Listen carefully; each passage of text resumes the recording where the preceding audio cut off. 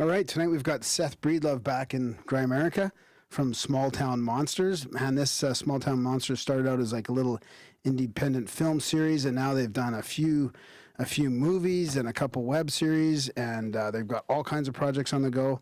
So looking forward to getting an update from Seth. Thanks for coming back on, buddy. Yeah, thanks for having me. Disclaimer, early Okay. disclaimer. I'm still getting over a cold. Oh, So if I sound like garbage, that's why. no, you sound good. It's all right. It's all good. All right. So I don't even know where to Throwing start. up. Or, yeah, there's a lot. then we can pause it. But yeah, you've got a lot going on. I mean, I was trying to familiarize myself with your work, of course, for the last few days or a week, and I watched some stuff on Champ, and I was pretty happy about that. And then, but you've got Kickstarters going for some other great like a Bigfoot one coming up. So I mean, do you want to maybe we should start out by just talking about Small Town Monsters in general for people that haven't heard before about this, because I mean it seems to be blowing up to me that there's all this cryptid focus and evidence, and I mean you guys are putting together these movies with all kinds of great stuff in there, so maybe we could just sort of highlight that. Yeah, I mean, like we the last time I was on here, I think it was Lyle and we talked about 2 years ago, Boggy Creek Monster. So yeah, that would have been 2016. So since Boggy Creek Monster, we have put out the Mothman of Point Pleasant, Invasion on Chestnut Ridge, the Flatwoods Monster, On the Trail of Champ, the Bray Road Beast. We're putting out On the Trail of Bigfoot in a few weeks, and we have already filmed and are into post-production on Terror in the Skies. So we're basically putting out like 2 movies a year and then one of these mini series. And last night we just announced On the Trail of UFOs, which will be the follow-up to On the Trail of Champ and On the Trail of Bigfoot. So yeah, Small Town Monsters kind of grew out of the fact that I was like a nerd who sat at work, my desk job all day and just listened to podcasts about stuff I was into. And one of the subjects I was into was the paranormal. So I listened to a lot of like UFO podcasts and Bigfoot podcasts and all that kind of stuff. And while I was doing, I have this like a defect where I can't be into a subject without involving myself in it in some way. So like when I was super into comic books, I wanted to write comic books, and like as a kid, I had no life, and I was a homeschooled 300-pound fatty, and I just sat in my mom's basement and I watched movies. So then I wanted to make movies, and so like it's always just been, there's something, that's the way I'm wired. Like if I'm into something, I try to do it for myself. So after sitting there at my desk job for years and listening to these podcasts, I decided I wanted to start getting involved in the subject, and most of that was like informed by the fact that I saw a lack of certain types of content focused on these subjects that I was into. So first I started out, I was going to write a book. The book was going to be called Small Town Monsters, and it was going to focus on like these monster cases around the United States that I found fascinating, and almost like a case book, but focused as much on the town and the town's history as it was on the monster. Is that the lack of focus? Is that the lack of focus that you found? Is there wasn't enough background of the town and the history of some of the sightings and all that? I mean, that's a really good question. I think it's that, but I also think it's in general. I don't see, and I still think this is the case. In the paranormal crypto worlds, there isn't a focus on the effect this stuff has on not just like the witnesses, but other people like tangentially connected to these cases, which would include obviously the towns. It's all about like, cool, scary monster stories. And that kind of tends to be, it's like, it runs 2 ways. It's either like, let's see how, what the scariest monster encounter story we can come up with is, or let's focus again on a group of people running through the woods with flashlights, because we haven't seen enough of that in how many years of, this kind of content. So anyway, like I was going to put that book together just kind of based on the fact that I grew up in a small town and I wanted to learn about how these communities were affected by this kind of stuff. So, I sent this proposal around and it got rejected by everyone almost immediely.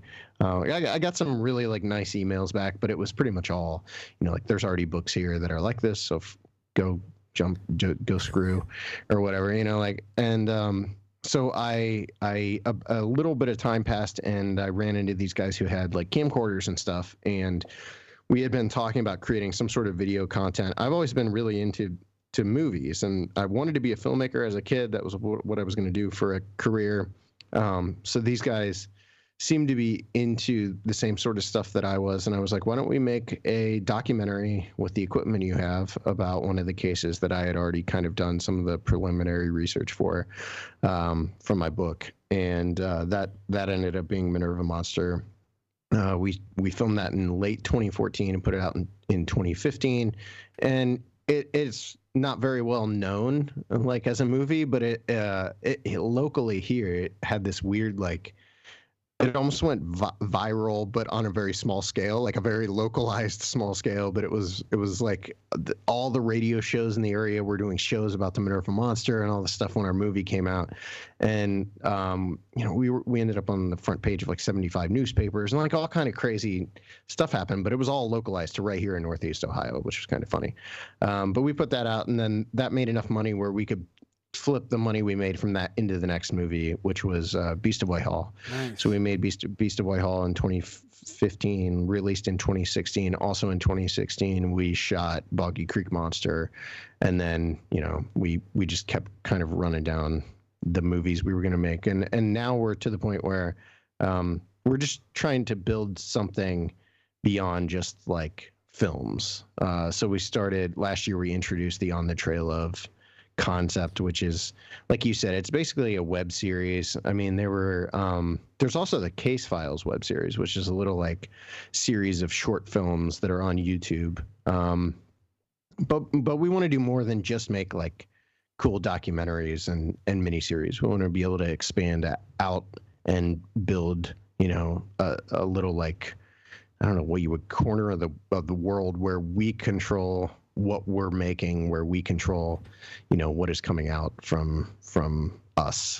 We've had like we today alone, we've had 2 production companies reach out to us today wanting to like turn STM into like some sort of TV show, and we typically like steer clear of that kind of thing, because the very first time like we had one of those production company meetings, they wanted to turn Small Town Monsters into a TV show that was going to be like myself and Megan Fox and my producers running around in a van like Scooby-Doo trying to solve monster mysteries. So we've always kind of steered clear of that stuff, and we just do our own thing, and we crowdfund it once a year. We run a Kickstarter campaign, and every year those have been gradually more and more successful. And it's allowed us to get to the point where we are today, which is like we basically function as a completely independent production company where we control everything that's coming out, and no one's telling us what to do. That's awesome. That's I was going to ask you how you grew into that, and it's good to hear that you can do this all on your own. I mean, obviously you guys are doing a great work because you got lots of people donating. We have friends of ours that have kickstarted your.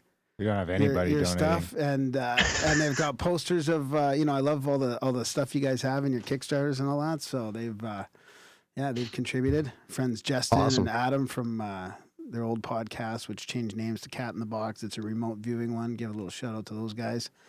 Are you going to do an Ogopogo one? Well, that's Ogopogo. Before we started talking, I was asking him because I just watched On the Trail of the Champ, right? Oh, well, yeah, that's what I'm saying. And like we could help out. We could Sherpa some shit around for you. Yeah. We know the area pretty good. I could get you some, whatever you need, some local herbs, food, whatever. So I was going to ask herbs about and food. I mean, really, we don't even need to make a movie. Let's just hang out with some herbs and food. Too. That's right. We'll do a podcast. Well, I mean, how did you not go to the Ogopogo realm when you were talking about Champ and focusing on that? I mean, like for me, I'd want to sort of try and put this whole bigger picture of Loch Ness and Ogopogo and Champ together. But was that something you had to leave for later on, maybe, or? Well, so the way that whole miniseries was born was really strange, and On the Trail of in general is still like finding its footing. I'll explain as I go forward, but like Alexander Pedikov, who actually shot that entire miniseries himself, him and I had been wanting to make something together for a while. And at one point, he was actually going to make our Flatwoods Monster movie. So I'd wanted to make something with him, but I wasn't sure what it was going to be. So we had talked to him about doing something about Champ, and then I hit on this idea of doing more of like an episodic mini series, and he was excited about that idea. So he lives up in New England, I think New Hampshire actually. So he's not far at all from. He's only a couple hours from Lake Champlain, and so he decided that was going to be the project he did for Small Town Monsters, and it was going to be this episodic mini series, and we were going to put that out. So the day he was supposed to go film, he leaves or he gets ready in the morning. He's like ready to go. He's going to rock it. Like his brother's coming. He's got a crew. He's got like a sound guy and a lighting guy, and everyone canceled on him like right when he was supposed to go. And so Alexander ended up shooting that entire miniseries completely alone. And like for him, I'm sure it was a nightmare, but I'm sitting here in Ohio, I would love to do that. Like I would love to just be the only crew, like go out with my camera and just see what happens, and hopefully you get it. So, like once I saw him do that, I was like, okay, I got to do Bigfoot. I heard you talking about that on one of your Kickstarter shows. Yeah. Yeah. So I just ended up deciding I was going to do On the Trail of Bigfoot. It was going to be an episodic miniseries, but instead of like Alexander, who just focused on Lake Champlain, I was going to focus on the entire basically northern United States and like the entire Bigfoot subjects start to finish by myself. And like it's really easy to like bravely say something like that, like I'm going to go make this by myself, and then you actually have to do it, and it was like the hardest thing I've ever done. And I shot scary? It, like basically I was shooting it. It wasn't that scary. No. But it was like I shot it starting last March and then just shot the last footage in December. So I was editing it too. I mean, basically it was being shot whenever I had free time, or what I had to do because our budget was so low. Basically the budget was like $3,000. I've been putting out there that it was $5,000, but really there was money that had to go toward some marketing things. So really it was more like $3,000. So what I had to do was actually like pair up shooting trips for On the Trail of Bigfoot with like other trips I had to take. So if I had to go to like the Pacific Northwest or something to do like an event, I would toss in like interviews where I could, or B-roll or whatever. So I never had any time off this year because pretty much if I was somewhere on a trip, I was shooting, whenever I had a free minute. So it was scary though. Like I ended up in like in Oklahoma in north. Where is it? It's not northeastern. It's like southeastern Oklahoma. It's on the border with like Oklahoma and Arkansas. There's this place called the Ouachita Mountains, and it's kind of like an inland rainforest. It's insane. It's like one of the most jungle-like places I've ever been in the United States, and I say that as someone who was in the Olympic Peninsula this past year, and that's like an almost literal rainforest.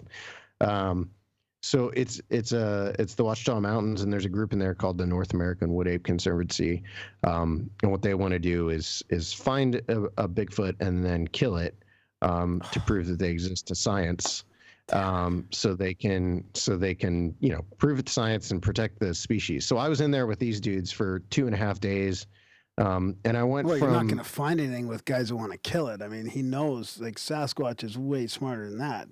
I'm gonna take the shot, guy. I was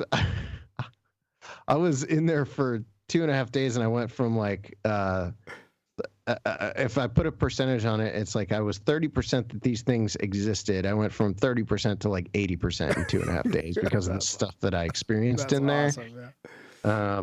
So, and that's part of the mini series as well. But I totally derailed like you asked me about Lake Champlain, and I'm no, because I mentioned if you were scared though. So yeah, I mentioned I'm always scared. Just assume I'm scared. Well, I just think to me like just going like that.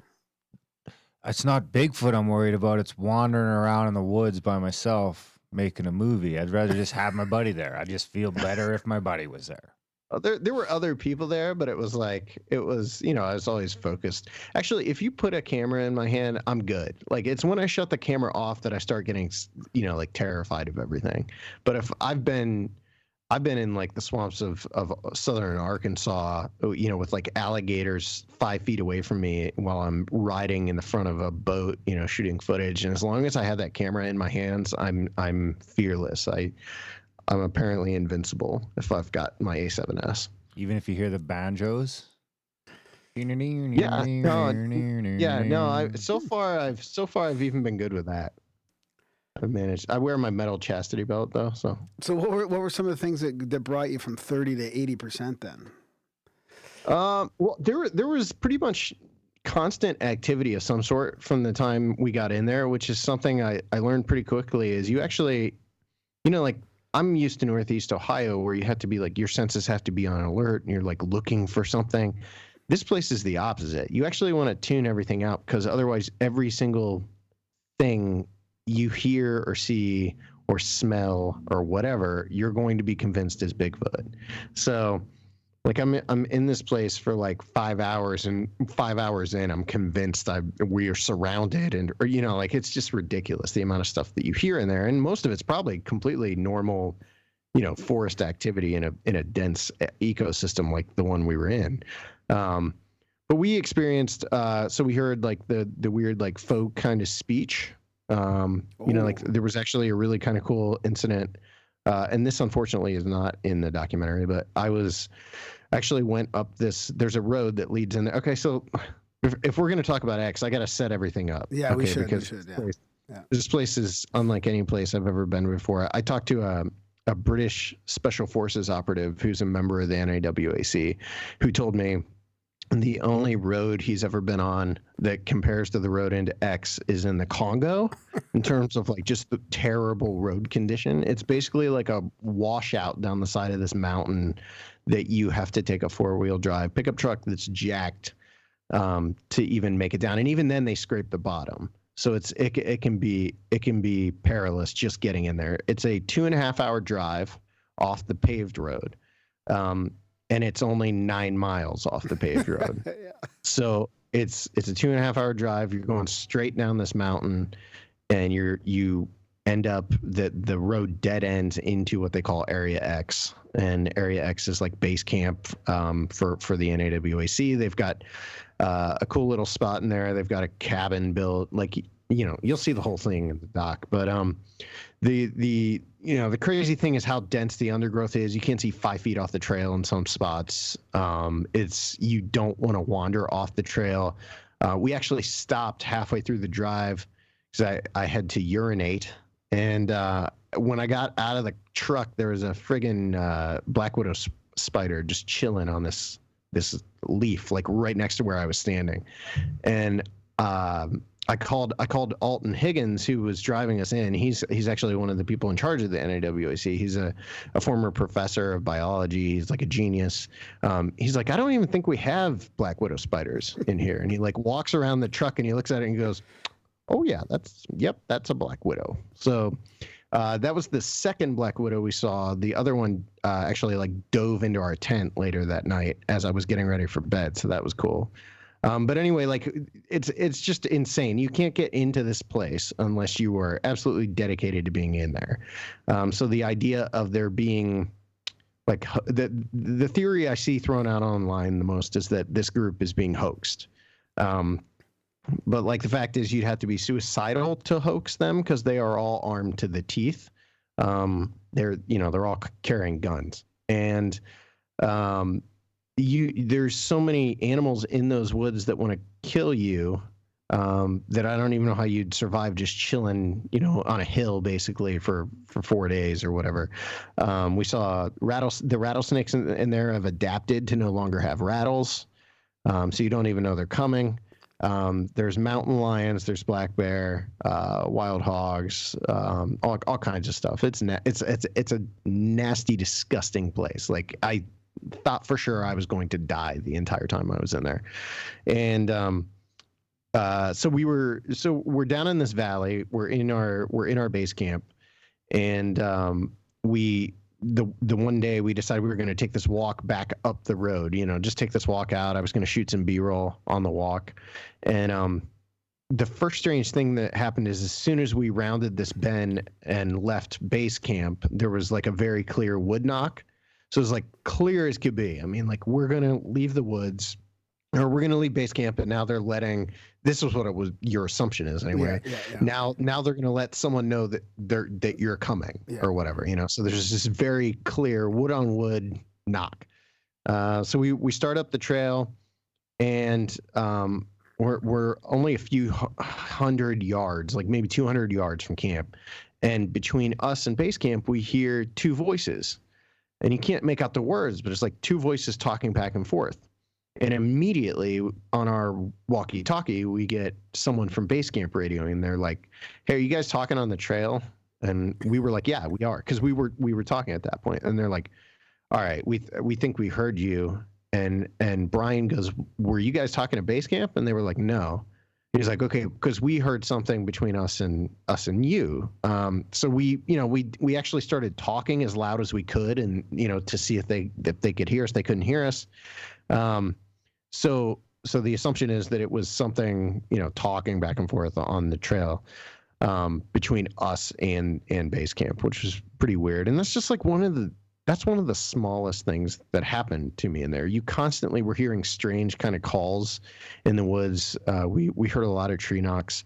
The thing that really sent me over the edge, as far as like scale of belief, is like I on the last, well, there's a couple things in the movie. You'll actually get to see the eye shine. I saw green eye shine and filmed it up the side of this mountain in the completely pitch black forest.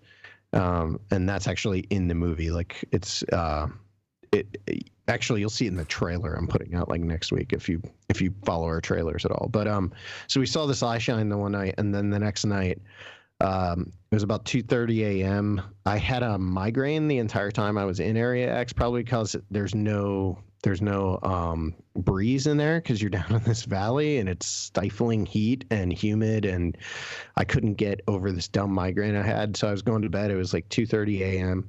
I was just about to fall asleep, and something threw a rock off the side of the mountain beside us that crashed into a metal roof. They've built like this port in there, like one of those metal kind of outbuildings that you can build, you can buy them and build.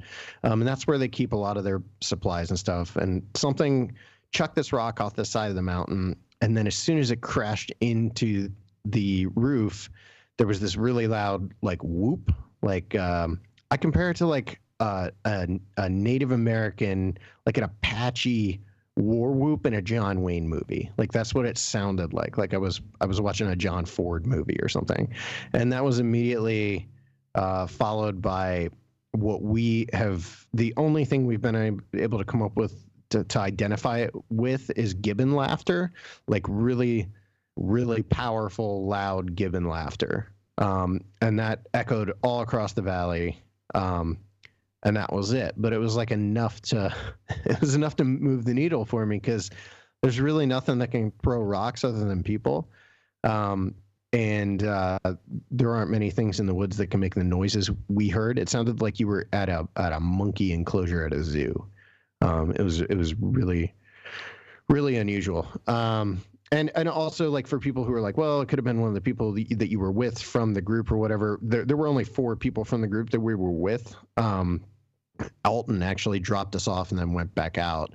But we were in there with 4 people who I actually know really well. Like, I would count them all pretty good friends and know them fairly well. All very one of the people in there with us was Kathy Strain, who wrote a book called Giants, Cannibals, and Monsters. She's also the tribal relations manager for the Stanislaus National Forest, and her husband Bob used to be like the fire chief where they live. And then Brian Brown, who used to run the Bigfoot Show, which was a podcast that a lot of people that are super into Bigfoot might be familiar with. Yeah.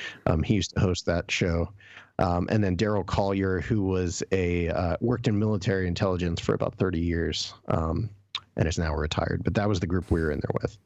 And It was crazy. It was one thing after the next the entire time we were in there, including Daryl claiming that he almost shot one of these things while he was within like 5 hours of us getting in there. He claimed he was scoping one in, all part of the episode of On the Trail of Bigfoot that focuses on. Wow. What's with the green eye shine and the significance of that?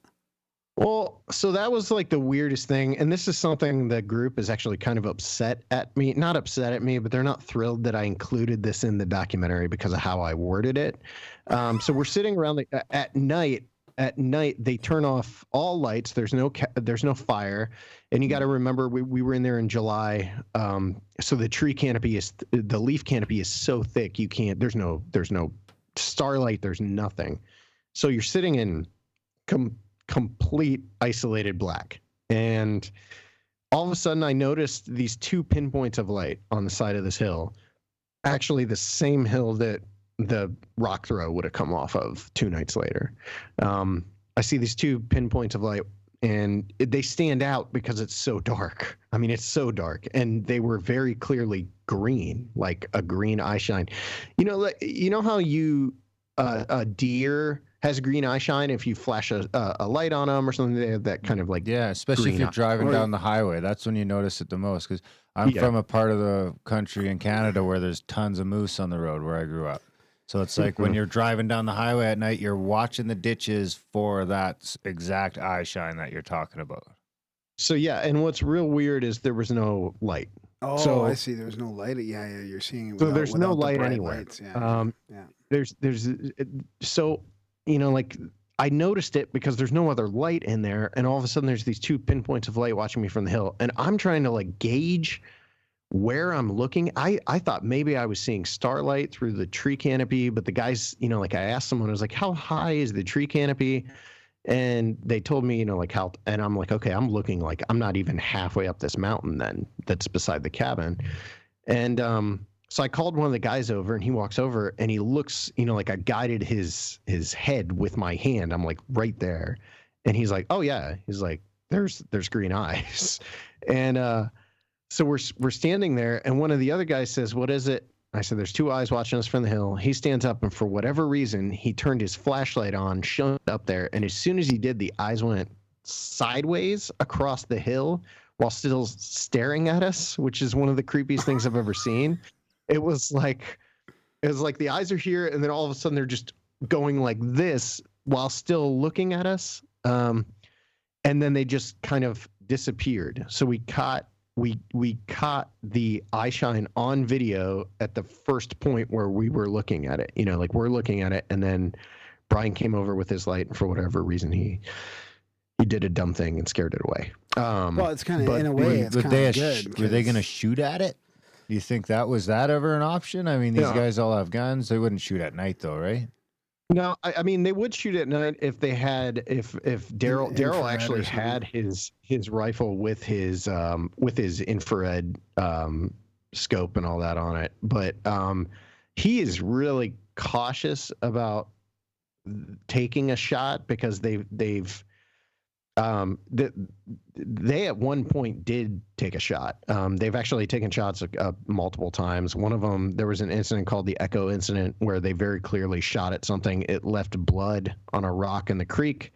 They retrieved some of the blood samples and sent them to a lab. The lab couldn't even identify what the substance was that they sent to them, despite the fact that their own biologists in the group were able to identify it was some sort of blood. So there have been incidents where they fired, but that the reason they weren't thrilled with me for the wording that I used in On the Trail of Bigfoot when I'm describing the eye shine is that I said it looked like it was self-illuminated, and these guys are very like flesh and blood biological animal, which I tend to believe if these things exist that it's some sort of undiscovered ape, but they did not like the fact that I didn't somehow put a disclaimer in there that like it could have been eye shine. But to me, it was standing in a spot where there wasn't eye shine, and what I saw looked like it was self-illuminated.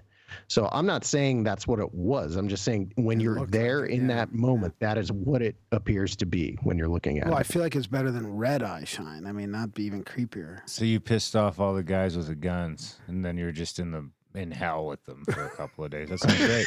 No. That was after when you edited it out into the Oh, series. okay. So you're gone. So you're not going back. There's not a part 2. I see. Here's the thing. I'm a member of the group. Oh, so perfect. I'm good. Like, I think I'm good. They allowed me in the group, and it took me like 2 years to get them. Actually, 3 years to get them to the point where they would let me come in to make this episode. There's never been anyone allowed into X. I don't know if you guys remember the Rob Lowe show, the Rob Lowe paranormal show that was on TV last year. You guys know who Rob Lowe is? Yeah, I know Rob Lowe, the but- actor. Yeah, the actor. Yeah, I don't He know. doesn't It's like seem like a paranormal guy. How was the show? He seems like it. I never saw it. All I know is that he was with the NAWAC last year, and they didn't even take him into X. Like they had him outside of X because they don't really trust people to come in there. So it was cool. Like, it was amazing just to get to go in there. And I've always considered myself very much a skeptic, so I at least felt like I got, a little. Yeah, there's enough going on there that it's just unexplainable. Yeah. So what's your take on that then? I mean, we have an ongoing debate. You're hanging out with some people with guns that are shooting at Bigfoot. Are you mortified? Are you okay with that? What do you think? What's your stance on the on shoot kill, no or kill. don't shoot? I don't. So here's the thing. I gotta know they even exist, one way or the other. But I do believe the only way, if they exist, the only way you're gonna prove it is with a body. I mean, you can't. There's no other way to prove it. Science won't accept a photo as evidence that they exist. So you have to take a type specimen. I don't even the debate the kill no kill debate has always been bizarre to me because there really shouldn't be it. I mean, I get morally or principally there being an argument. I don't necessarily believe I would personally take a shot, but as far as how you prove them, there's no argument there. You have to have a body and end of discussion. Yeah, but you could have So you support the shot, No, but you you could have personally a wouldn't lot. take it. There's other ways. Yeah. How? You could make friends or Oh, tranquilize Grav's gonna make it, or, friends with it. They're gonna meditate together. No, I mean, what if They're gonna come. He's gonna come in willingly. you hear those stories about the people that were going to take a shot and they look into its eyes and they can't do it because it's like a human face and it's Sure. like I'm shooting another guy. So Okay, see, but you're changing the discussion though there because I totally agree. I totally get that. That's why I'm not a hunter.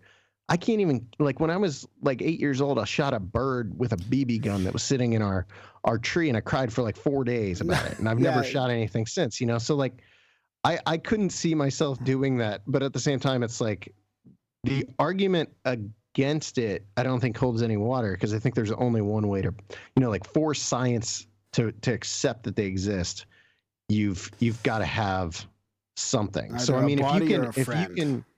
if you can talk him into cutting his finger off or giving you a little drop of blood or something some hair, hair might not even do the trick. No. But if you can get him to hand over something, or I mean, ideally you'd find one dead, you just find one dead somewhere and you take that in. I mean, the weirdest thing for me being in there was we get in there and they have this whole discussion. They set us down and they're running us through the protocol of what happens if they kill one while we're in there. yeah. And that was surreal for me because I was I've never, in a realistic context, I've never thought about that. Can you give us a quick Well, it's all rundown gotta of be, the it's got to be protocol? all planned out, right? I mean, if you see it, what happens? We start chasing, we start shooting. What do we do next? Yeah. I'd like to. Could you give us the quick version of the Bigfoot killing protocol?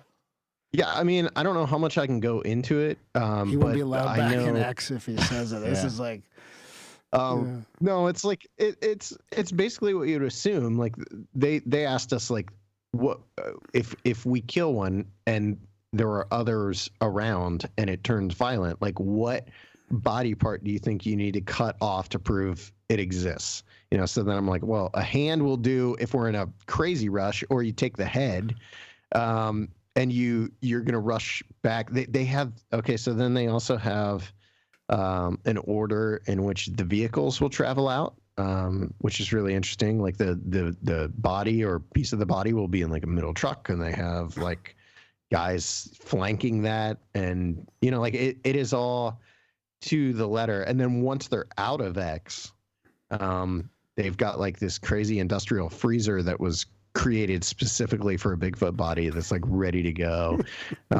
So the whole thing has been really clearly laid out. I thought you were going to say they call the helicopter in, like he radios through. So you guys have someone on standby that flies the heli in and picks it up. It wouldn't be able to get anywhere because the tree so can't be in there. What if it's a dude in a suit? Then what are they going to do? Do they have a backup plan for that? It's the idea of the guy in a suit thing, to me, having been in there, because I'll tell you this, the entire drive into X, Adam, the guy that was with me, were joking around about how they had been hoaxed for the last like 10 years. Like that was the joke. Like we went in there pretty much convinced that we weren't going to experience anything, that we were going to look around and be like, yeah, more than likely it's like some hillbillies hanging out on the mountain.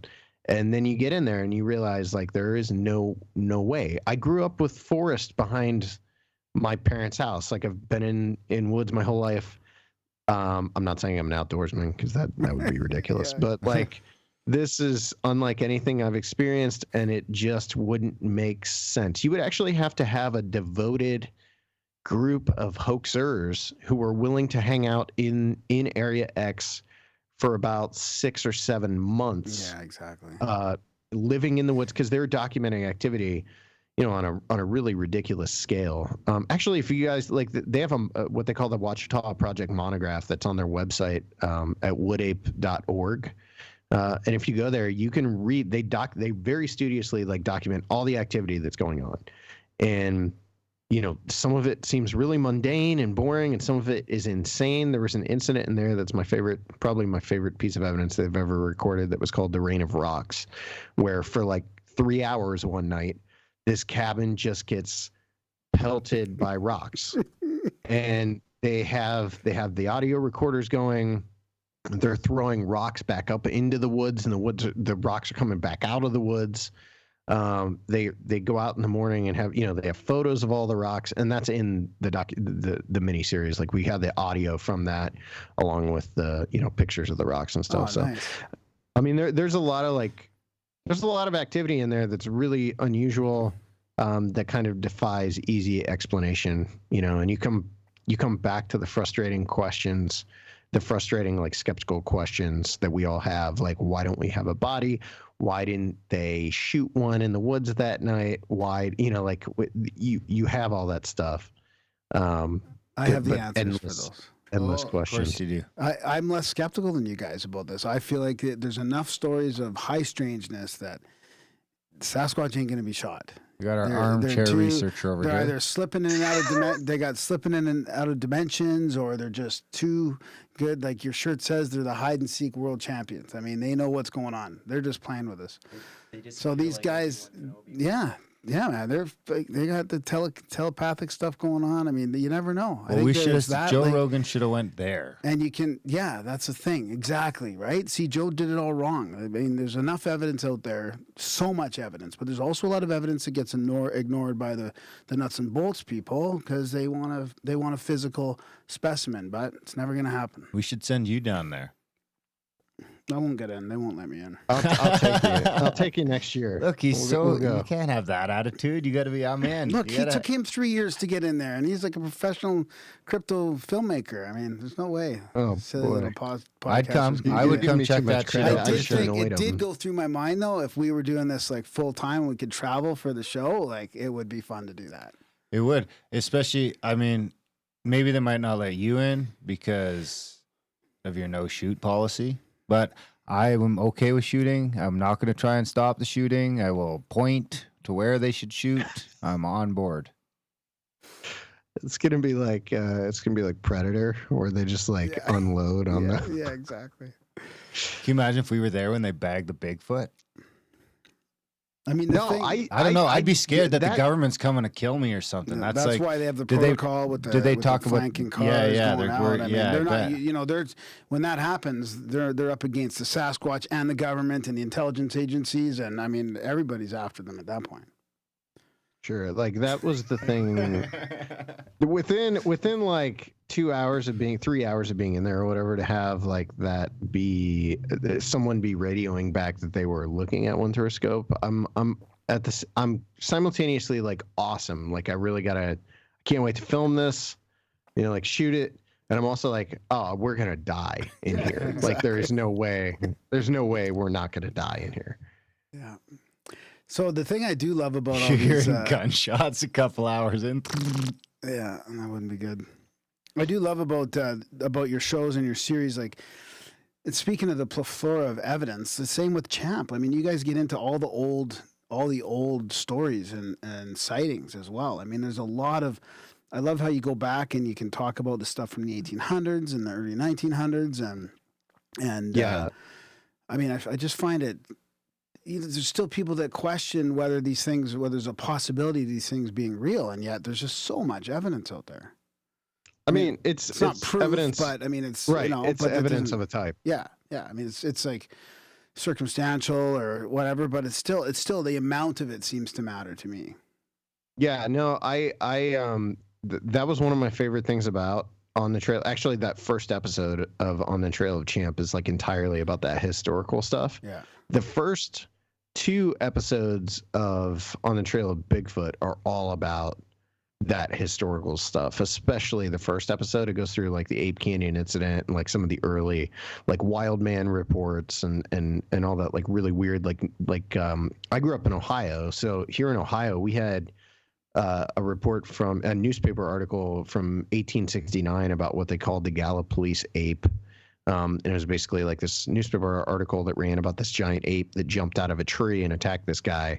And that's like the oldest known report in Ohio. But there's reports from like the 1930s of like the Norwalk ape and all kinds of that stuff. And yeah, that On the Trail of Champ especially goes into that early Lake Champlain history. But, you know, like, it's so weird comparing something like Bigfoot with something like Champ, because Champ's so localized to that one place. Yeah. And for there to be a history of sightings and legends relating to some sort of like dinosaur-like creature living in the lake is so bizarre to me. Like that does almost make you wonder if there isn't something to it, because like even in On the Trail of Champ, Alexander had uncovered that there was like a petroglyph that was found in the river, one of the rivers that runs into the lake, where they had carved what looks like Champ on a rock, and this was like a Native American tribe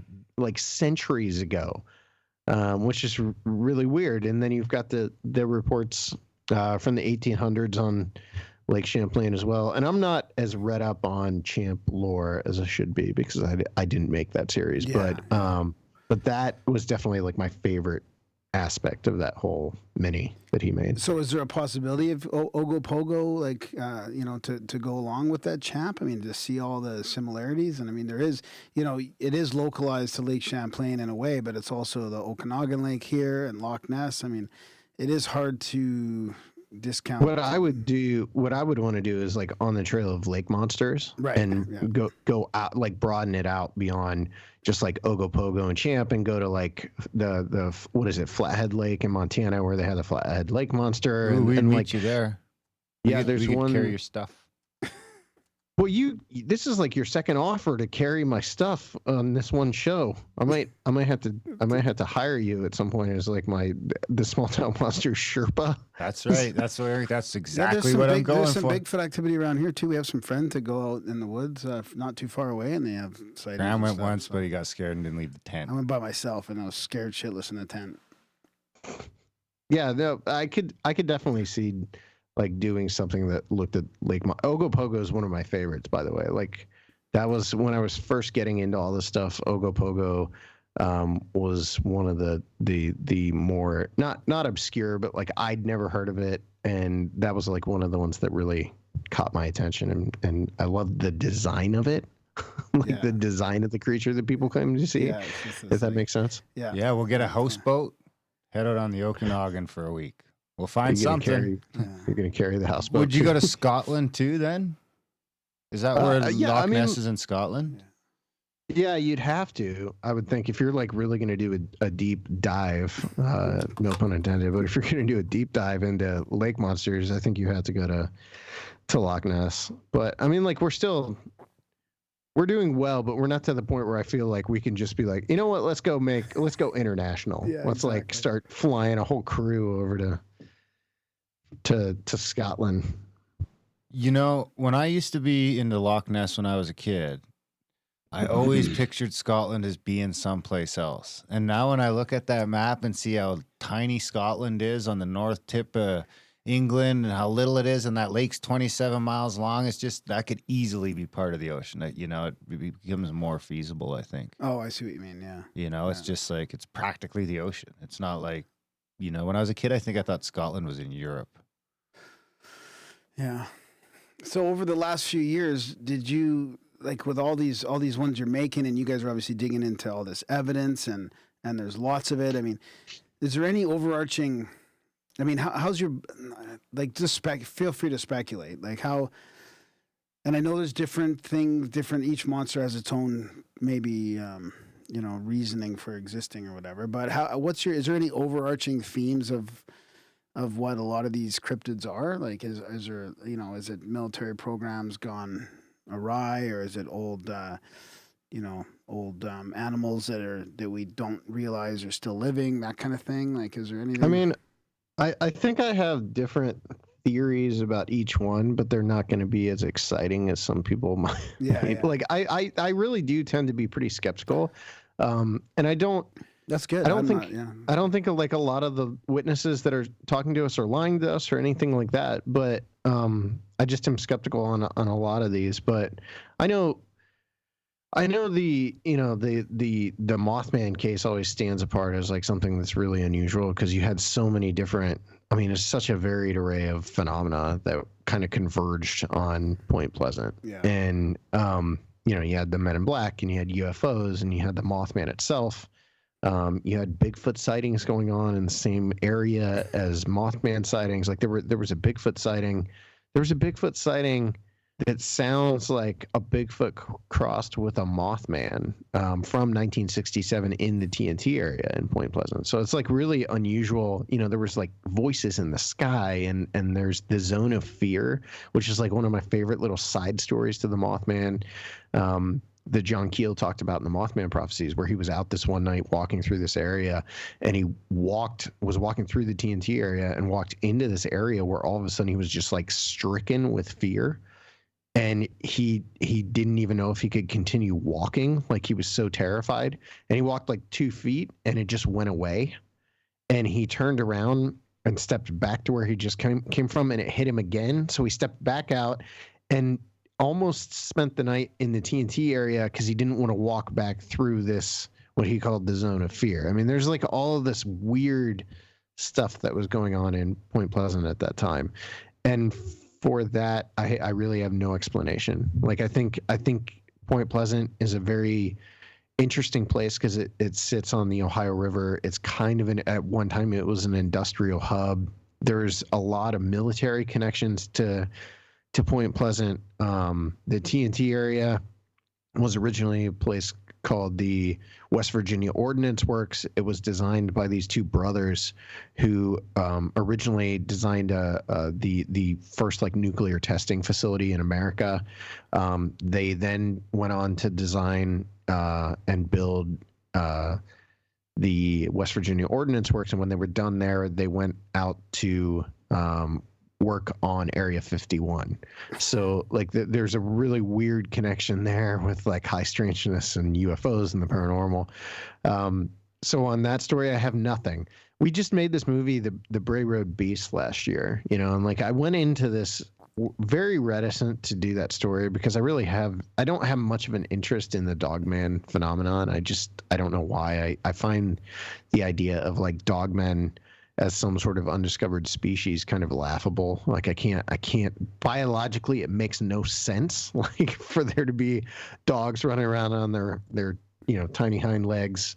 So I just never could get into that. So we decided we were going to make this movie, The Bray Road Beast, and the entire shoot pretty much goes how you would expect. Like, witnesses telling us about their terrifying encounters, some really cool stories about the town, stuff like that. And then on the last day, we get the animal control officer for Walworth County, and Walworth County is where the Beast of Bray Road was being seen, outside of this town of Elkhorn.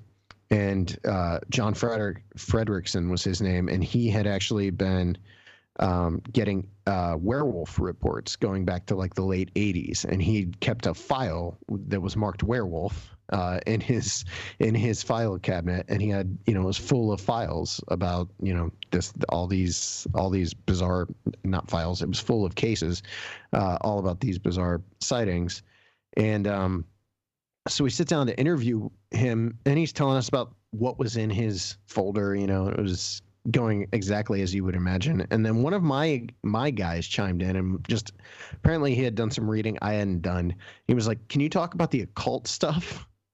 And John just like opened up about the fact that at the same time the Beast of Bray Road was being seen in the late 80s, early 90s, there was a ton of like really bizarre occult activity taking place around Walworth County, where they were finding these mutilated animal carcasses, usually in piles, back in the woods, with like hearts ripped out and testicles removed, like all kind of weird, like bizarre occult like stuff. And his personal belief was like these occult people had conjured some sort of demon, and that's what the Beast of Bray Road was, which might sound absurd, except for the fact that one of the oldest sightings of a dogman like creature in the state of Wisconsin is in the 1930s, and it took place at a I can't, the name of the actual institute is escaping me, but it was a mental institution not far from Elkhorn. And there was a night watchman on the grounds there who one night was like doing his rounds. Oh, I should probably preface this by saying that this institute, this mental institution, was surrounded by Indian burial mounds. And he was doing his rounds one night, and he came around this corner, and there was this dog man standing up on top of one of the mounds digging. And it heard him approaching, turned around, saw him, and walked away. He comes back the next night, and it's there again. And this time it starts walking toward him, muttering something, like something strange, almost like a proto-human language. Years passed, and Linda Godfrey was writing the Beast of Bray Road book. And this man's son, the night watchman's son, actually called Linda because he had seen the newspaper articles about the Beast of Bray Road. He called Linda and told her his father's story and mentioned this proto-human language or whatever, and described what the creature was saying. And she realized immediately it had been saying the word Gadara, which is also the name of the town where Jesus cast the demons out of the swine, out of the demon-possessed man that went into the swine that jumped off the cliff. So there's a weird connection there. There had also been some sort of exorcism performed at that institute like 2 weeks before this incident, and the priest that had performed it believed that he had been followed home by the demon.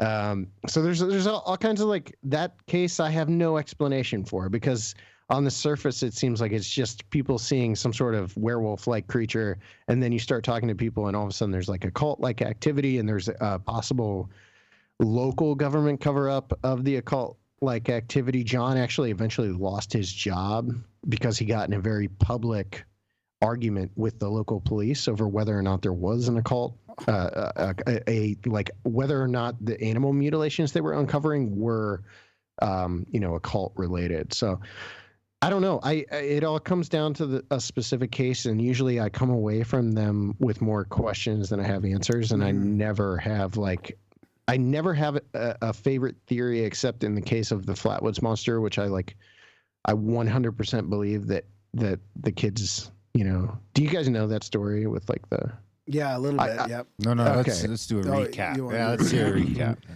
See, this is the problem. I talk about these things like everyone knows what I'm talking about because the Flatwoods monster is pretty famous, and it's got to do with UFOs as well, doesn't it? Or yeah. The Flatwoods monster case. So this happened in 1952 in Flatwoods, West Virginia. Flatwoods is one of my favorite places. I had one of the greatest days of my life in Flatwoods this past year. But anyway, these kids were like playing football in this valley, and they see this object streak across the sky and come to a landing on top of a hill. I'm blowing through this because otherwise I'm going to be here all night. Yeah. They see this object streak across the sky, land on top of this hill. The kids go up the hill to investigate what's there, and when they get up there, they see this massive, like 11 to 13 foot tall mechanical being is how I would put it, standing under a tree. They run off down the hill, and the story kind of passes into legend.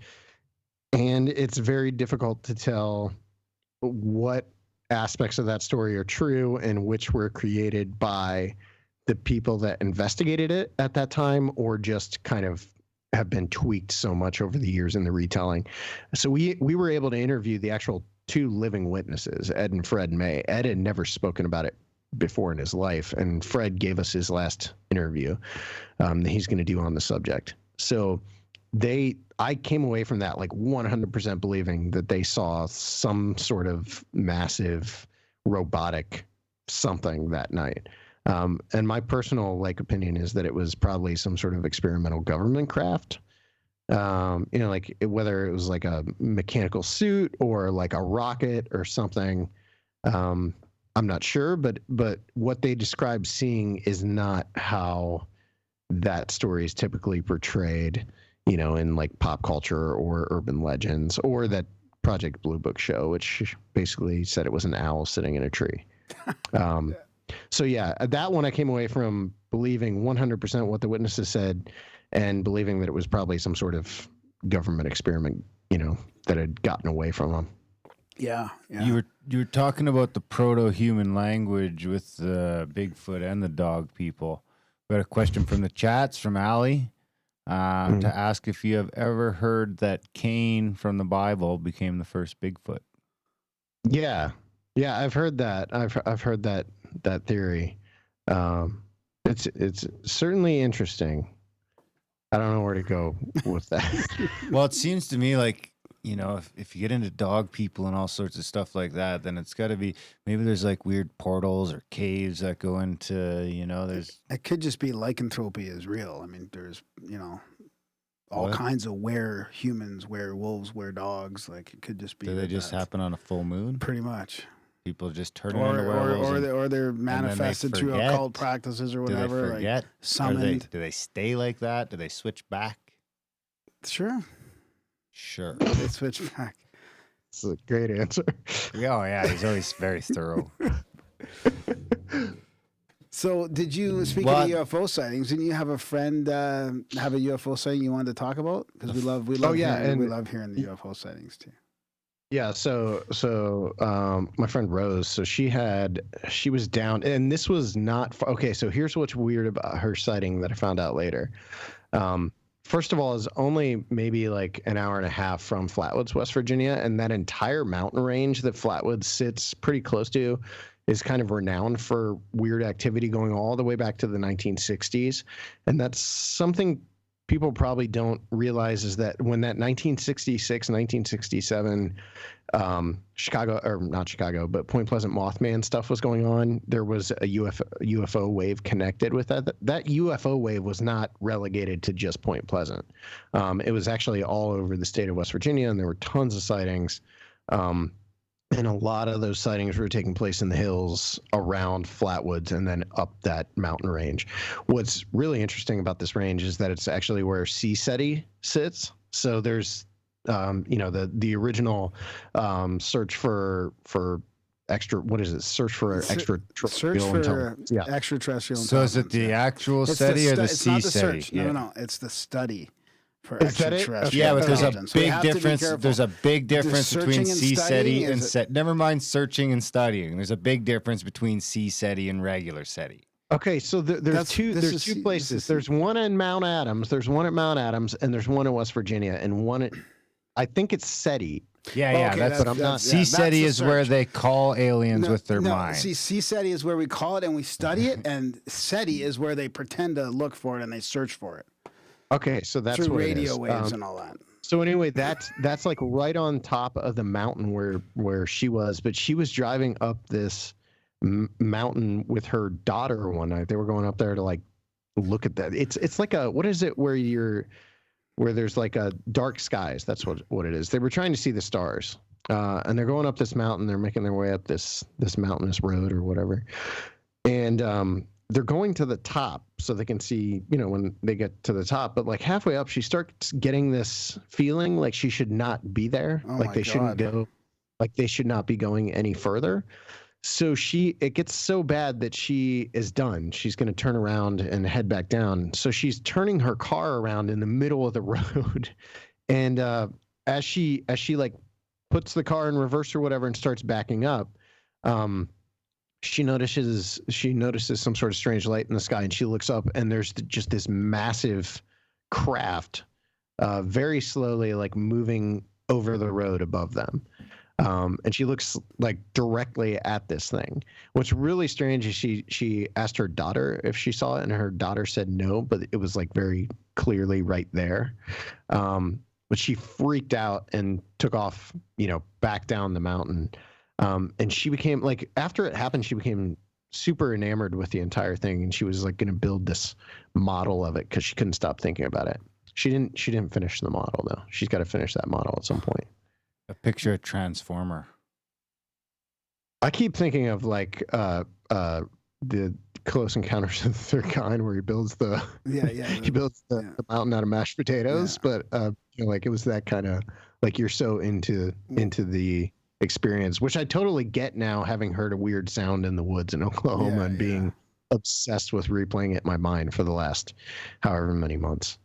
So what was the shape of it again? I think she did say it was kind of round, but the thing that stood out to me was she said it had these blue lights all around it and seemingly like inside of it. So it was almost like a blue glow as it went overhead. But she said the size of it was what was really like shocking. It's weird that you got that feeling first too. That's the crazy thing. Yeah, and that's what we had talked about, was like, what would have happened if she actually went to the top of the mountain? Yeah. Like, that's if she missed out on that opportunity. You call UFOs with your mind, but that's the crazy thing. So obviously you should get that first, shouldn't you? No, the feeling should come before. No, not of fear. Not that you shouldn't be there. Like that's a negative feeling. So what mountain range is that again? So it's the mountain range itself. I have no idea. I just know that if you go on a map to Flatwoods, you can trace that same mountain all the way from Flatwoods up to SETI. And it's like west. It's in a strange place because Flatwoods is kind of in the smack dab middle of the state. And this is further north.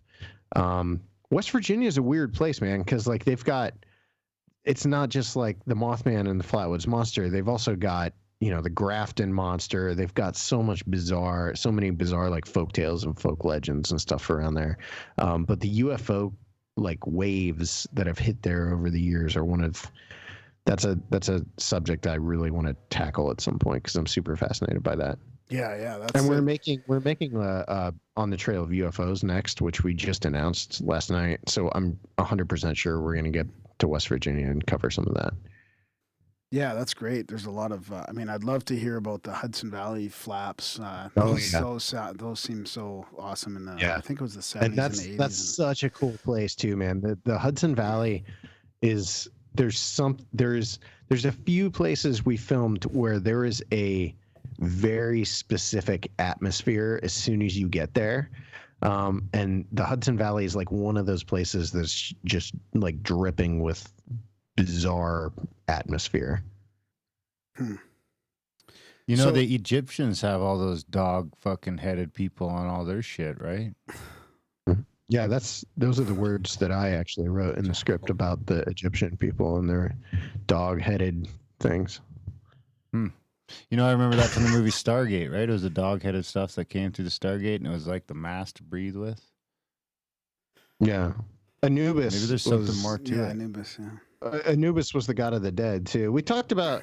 I mean, in our Bray Road Beast movie is actually like free on Amazon Prime, so check it out if you have Amazon Prime. But we talked about like the werewolf lore around the world, not just the United States. Oh, cool. Yeah. So, what are you going to work with other people in the UFO, the search on the trail of the UFOs, or something like that? Or? Yeah. Actually, I'm done. I'm on camera. I was like in front of the camera a lot on the trail of Bigfoot, and I hated it because I had to edit it later, and I'm just staring at my fat face nonstop while I'm editing it, and I can't do it. So my friend Shannon Legros, who does the Into the Fray show, yeah, she's gonna be in it. Awesome. And we'll put her on camera because she looks better than me. So she'll be like the lead on that show, and then we're starting to contact some of the people that we want to have involved in it. We're giving ourselves with that one. We're going to give ourselves plenty of lead time because there's going to be a lot of work to do on it. It's going to end up being 3 or 4 hours worth of film, so it's going to take a lot of planning. That's a tough one. You could go in so many different directions with that. I mean, how are you going to focus on something we're still discussing it. We're still discussing it because like On the Trail of Bigfoot is still similar to what we do with the films in that a lot of it, at least the first 2 or 3 episodes, is very focused on like that history, and then it gets investigative. But with the UFO subject, I feel like there's already been so much done about the history of it that I kind of would rather just get right into like the investigative side of it. Yep. So we still have to, we'll figure it out. Like it's going to take a little bit of planning though this time around. I'm not going to be able to do what I usually do is I just grab a camera and hope for the best. Yeah. And I think this is probably a situation where that's not going to work out. Yeah. Hopefully, find some contemporary cases and sightings that haven't been done to death, and maybe even join some of like our CE5 groups, and we'll take you out, meditate, see some shit up in the sky. I'll carry your stuff it if you want. I'll carry your stuff for you. Get some real live experience and footage happening. Cool. But if you're gonna do that, seriously, you should probably go to the Contact of the Desert one with like Stephen Greer instead of grabbing his buddies. Just a thought. But if you do decide to come to Canada, I'll carry your stuff. But if I go to Contact in the Desert, there's literally no one there to carry my stuff. So. Oh, you know what? We could do that. You come to Calgary, and we'll do Bigfoot, Ogopogo, and CSETI. Yeah, and CE5. Yeah, CE5. C5. Yeah. C5 now. Wait, what? I don't. Yeah, I get like confused. CSETI is like Greer's brand, right? The Center for the Study of Extraterrestrial Intelligence. But the groups around the world are in different groups, and their CE5 is like the generic Close Encounters of the Fifth Kind. Okay. So I'm trying not to pigeonhole it in as a CSETI thing. It's more just in general. There's a bunch of different global groups that are performing their own sort of contact. So cool. We're doing our own In the Trail of. You could interview Graham for your show. We just don't videotape it or anything like that. You see the things, and it's very hard to get any footage. It's like, so I don't even bother. I don't want to ruin the moment. No, can't be ruining the moment. Yeah. So what are some of your? I don't want to run out of time before we get a chance to talk about your Kickstarter stuff and some of the stuff that you guys do to market and have people get involved in the projects and all that. I mean, we should probably, because I think in 2019 you have 2 or 3 big ones going on, right? Yeah, so we fund all of our movies through a Kickstarter, which is running right now, and that will fund On the Trail of Bigfoot, Terror in the Skies, and Momo, the Missouri Monster, and that launched a couple of weeks ago. Our asking goal was like 35,000. It's up to 52 something as of tonight. So that's awesome. Yeah, we were like 100% funded in the first 15 hours, which was awesome. Having said that, if you want to back, you can get a free T-shirt if we get to the next stretch goal. So we are trying to get we're up to stretch goal number 4 because we keep adding stretch goals and they just keep getting blown out of the water. So now we're to have. Yeah, so we're adding like a free Terror in the Skies t-shirt. But basically, yeah, the Kickstarter campaign will fund everything we do this year until the money runs out and I just start paying for it out of our own pocket, which is cool too. Like I never expected to be at the point where we are now, where we can do this the way we are, and we're sort of supported by the community that surrounds us. That's pretty amazing. And I also think it's born out of the fact that like people just want to have like quality video or films about like these subjects, and it just doesn't exist on like network television. So they can kind of fund what we're doing and feel like they're getting, they get to be a part of it, and they're helping create the type of content they want to watch. Cancel their cable and get 5 or 10 of their favorite productions like yourself and support that instead. Podcast too. Yeah, podcasts. But so I mean, for real, like I think in a lot of fields beyond just like the paranormal, but especially in this world, like people should do that. Like you're gonna have to support the indie stuff to get the type of content you want, because the stuff on TV is all the same. And unfortunately, I mean, even seeing this trickle down to some of the indie productions, where the indie productions are just creating their own version of what is on TV. So the good thing about STM is we do what we do, and it's the most blatantly obvious thing, but like we just retell the stories that we all love in a way that's hopefully exciting and cinematic and visually interesting. And hopefully it's original enough that people feel like they're getting something different than what they, would get watching some guys run through the woods and do wood knocks and scream at Bigfoot or whatever. Yeah, exactly. What about this Terror in the Sky? Like, what's the gist of that? It sounds a little. I heard you talking about it, and it seems a little horror based and all that. And is that an area that you guys are willing to go down now on the more scary side of things? Well, it's not. Bray actually Road was too. Bray Road definitely is like probably the most horror sort of steeped thing we've done. And some of that had to do with the fact that like last year we were contacted by Adam Wingard, who is directing the King Kong versus Godzilla movie.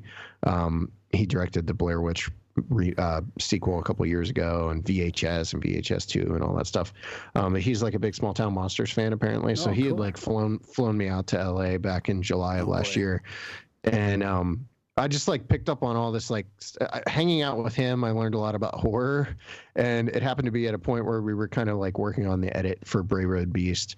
So I think some of that's seeped into that film, like that kind of like horror vibe. But actually Terror in the Skies is like the least horrific thing we've made. It's actually like much more rooted in like my love for like 1980s Spielberg. Like if you're looking for like a specific kind of tone, it's more like, actually my friend Adam said almost whimsical at times.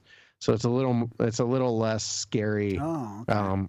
Despite the name Terror in the Skies. There will be some scary, like there's definitely a couple creepy animated sequences, but the movie is focused on the winged cryptid phenomenon in the state of Illinois, starting with the Piasaw legend, which is this giant mural that sits on one of the river bluffs overlooking the Mississippi River in Alton, Illinois, of this giant winged creature that supposedly devoured men there for centuries back in the day.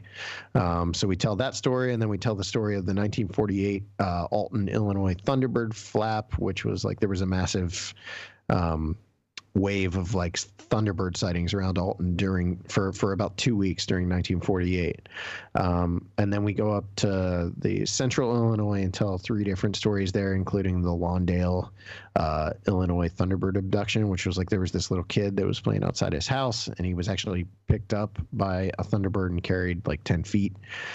So we tell that story, and then we get into the Chicago Mothman subject as well in the final chapter of the movie. So it takes you through the whole history of Illinois' winged cryptids, and we cover the gamut from like winged humanoids to Mothman and Thunderbirds and all that stuff. Nice. Ever come across any dragon tales at all? So the only dragon tale that immediately springs to mind is we made a movie called Invasion on Chestnut Ridge, which also is free on Amazon Prime. Okay. It's actually, if you have Tubi TV, it's on there too. So you can check those out. But there was a sighting of a dragon on the Chestnut Ridge in Pennsylvania that we briefly mention in that film. But I mean, the Chestnut Ridge is known for pretty much some of the weirdest activity on the planet. It's like a slightly larger version of Skinwalker Ranch. Oh, wow. And where's that? In Illinois? That's in Pennsylvania, actually. Pennsylvania, okay. Yeah, I just drove. It's funny. I drove to Baltimore last weekend and I followed the ridge for like 50 miles and I kept waiting. I was like, there's got to be something that's going to happen to me. Right on. All right. Do you have any other questions, Darren, or do you have anything else you want to mention? No, I can't wait to. Yeah, I'm gonna watch the Bigfoot. Can I watch the Bigfoot movie now? No, it's not. No, it comes out on March 29th. So okay. But hit me up and if you guys want to like do a review or like talk about it or something, I will send you all the episode links and you can watch it early. Awesome. Yeah, that's. Oh yeah, we can talk about it before the launch. Yeah, we'll do that for sure. I'm eager to see this Bigfoot footage. Yeah, it just seems like the Bigfoot's always a staple here because it's. I grew up near Harrison Hot Springs. I mean, there's a bunch of it's all. There's a lot of Sasquatch lore and myth around here. Yeah, we're right from the Rocky Mountains, and we got buddies in Seattle down there too. Yeah, don't let me forget. Just like shoot me an email and I'll send you all the links. Sure. Is there anything else you want to mention before we let you go? No, not really. Thanks for having me again. I like being on my friend's favorite show. Right on. That's awesome. Your friend has great taste. Obviously, she's chosen you as a friend and us as a podcast. I mean, you can't beat that. Yeah. I'll come back anytime. I can't wait to see the Bigfoot movie. Yeah. And if you're ever in the neighborhood, Montana, Washington, BC, Alberta, we like to go for long drives. We like to go for drives, and we like to carry stuff. So Graham's not very good at carrying stuff. Don't tell him that. He gets a little upset, but I make up for it. Thanks for having me, guys. Right on. Anytime. Okay, take care. Have a good night. Yep. Catch you later. See ya.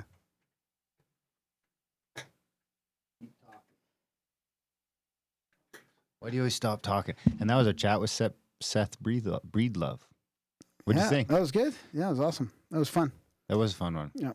I forgot all about the last one. I hope he's okay with our antics in here. Sometimes we're a little silly for our guests, but whatever. This is a fun topic where we could be in a way.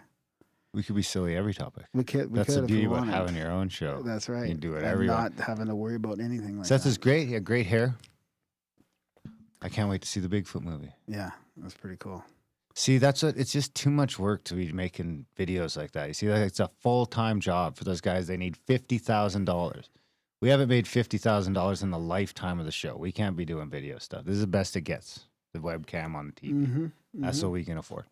But check out his Kickstarter. I don't even know how they do so much with so little. I mean, it's amazing. They raise like 32 or 50,000. Well, that's American money. So and they times it by 30. And they make two big movies out of that. That's pretty good. It really makes you wonder what the fuck Hollywood's up to with their $100 million mega productions, right? Totally. Yeah. There's some great On the Trail of Champ is awesome as well. And even though that one guy did it all himself, it sure doesn't seem like that. And then they've got the other documentaries which are great. So lots of good stuff. Absolutely. Yeah. Hopefully they make it to town sometime. Ogopogo, we could do that. Yeah. So Flatwoods is right down in Montana. We should go down there. No. Flatwoods isn't. No. Flatwoods is somewhere else. Right. Sorry, that's right. That was on Virginia. Flatwoods is Virginia. On the river there, yeah. So what's the one in Montana then? Flathead Lake in Montana. What are we looking for there? Sea monsters. Yes. Dragons. Dragons? Yeah. I was trying to remember when you mentioned dragons because I was watching something the other day that had some sort of explanation for ancient dragons, and I can't remember what it was. Dinosaurish? Or comets. Oh, maybe, yeah. Thinking fire-breathing dragons are like comets. Mm-hmm. Anyway, what about all the Chinese lore and all the fancy dragon? I don't know. We should have a dragon guy on. Let's do it. Is there dragon guys? I was wondering that myself one day. Let's find. If anyone knows a good dragon guy out there, let us know. We want to have a dragon guy on. Big thanks. It could be from T-Rex skeletons and stuff like that as well. You'd It think could be. maybe, It like, could. Maybe like if you dug up a skeleton of an Dragon. old dinosaur, then you know. That was racist. Yeah. I shouldn't have done that. Can't do accents anymore. Or can we get by? Because our second category is What accent comedy. was that? I couldn't even. Dragon. What accent? I don't was know. that? Asian. Oh. Anyway, Yep. big thanks to Seth for coming on the show. Big thanks to James Nation, who came and sat quietly off frame and brought us coffee. First time back in a while. James had a question. I didn't want to ask it though. About the Obi-Wan Kenobi one. I'll ask it now. I'll ask it now. Is there groups of people that think that Sasquatch is a Wookiee flying around in a Millennium Falcon? I mean, of course. Like, just like the extraterrestrial hypothesis, maybe there are just Wookiees, you know what I mean? And they fly here because their favorite food is squirrels. You know what I mean? Definitely groups of people. Right? I can answer that question for you. There's definitely groups of people. They're just here hunting squirrels. I like that. Because there's enough UFO and Sasquatch sightings together that people are like, what? There's some connection here. You never find one. You know? That's right. Or they're just the 4x4, mechanical aspect, and there's a little alien inside. And that's the way he's a bipedal 4x4 that there's somebody controlling. No. Yeah. Why would he be a hairy There's a little dude inside there, a little gray just a pulling little dude. on the Yeah, levers. pulling on the levers. And It's just like, going could around. he It's be like the little dude from Looney Tunes that used to be like up in the space? Martian guy? Like, Marvin Martian? Yeah, Marvin the Martian. Yeah, sure. Man, I used to love that little dude. Anyway, big thanks to Seth for coming on the show. Big thanks to you guys for listening. Do check out Grimerica.ca/support today because we need support. Because less than 1% support the show. Yeah, we're trying to get to 1%. Kind of sad. It's about 2% would be it's ideal. like one out of every 125 people support the show. I think you guys can do better than that. It's borderline pathetic.